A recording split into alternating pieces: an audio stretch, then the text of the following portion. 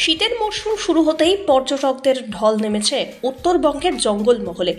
বিশেষত চা বাগান, জঙ্গল আর ঝর্ণা দেখতে দেখতে বন্য প্রাণীদের খোঁজে সাফারির আনন্দ পেতে ডুয়ার্সে ভিড় করেন পর্যটকরা।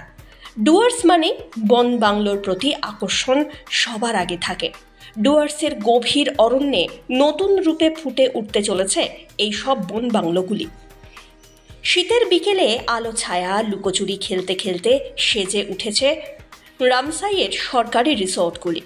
ডুয়ার্সের গভীর অরণ্যে এক নতুন রূপে পরিণত হতে চলেছে এই সব বন বাংলো। এক সন্ধ্যায় যখন সূর্য পশ্চিম আকাশে মুছে যাচ্ছে, তখন মৃদু বাতাসে দোলা খেতে খেতে এক অদ্ভুত আকর্ষণ।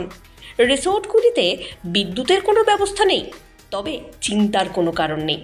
থমথমে অন্ধকারের মাঝে ছোট ছোট হ্যারিকেনের মৃদু আলোয় আলোকিত হতে থাকে সবকিছু।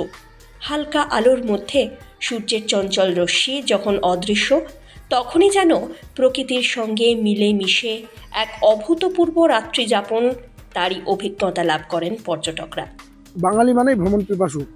তারা চায় যে ছুটির আমেজটাকে কাজে লাগাতে, নিরিবিলিতে পরিবার পরিজনকে নিয়ে ঘুরে বেড়াতে। তার জন্য বন দপ্তর এই যে নতুনভাবে দ্বার উদ্ঘাটন হলো এই টাওয়ারের, এই ক্ষেত্রে আমি বলবো যে এটা দারুণ সুন্দরভাবে তাদের সিস্টেমেটিক।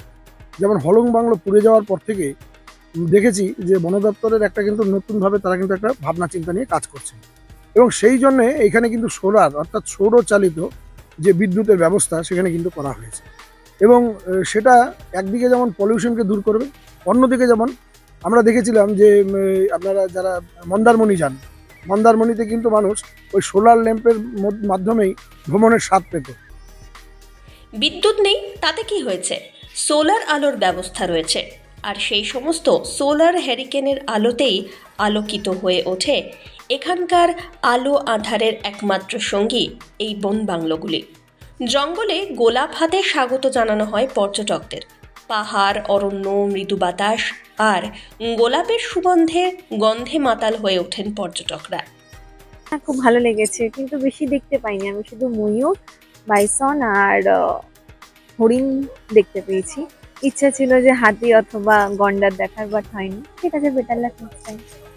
ট্রেন বন্ধ ছিল তো কি হয়েছে, এখন খুলে গেলে অবশ্যই ছুটি পেলে আসবো, এসে থাকবো। আগে থেকে বুক করে নেবো এগুলোকে।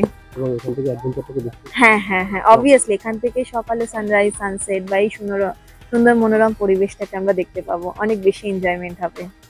তবে ঐতিহাসিক হলং বাংলোর মতন দুর্ঘটনা যাতে আর না ঘটে, তার জন্য যথেষ্ট কড়াকড়ি করা রয়েছে নিরাপত্তা ব্যবস্থায়। পাশাপাশি পর্যটকদের মনোরঞ্জনের কথা মাথায় রেখে করা হয়েছে বনফায়ারের ব্যবস্থাও। এক কথায় শীতের মরশুমে ডুয়ার্স প্রেমীদের ঢেলে উপহার দিচ্ছে বন দপ্তর, তা এক কথায় বলাই বাহুল্য।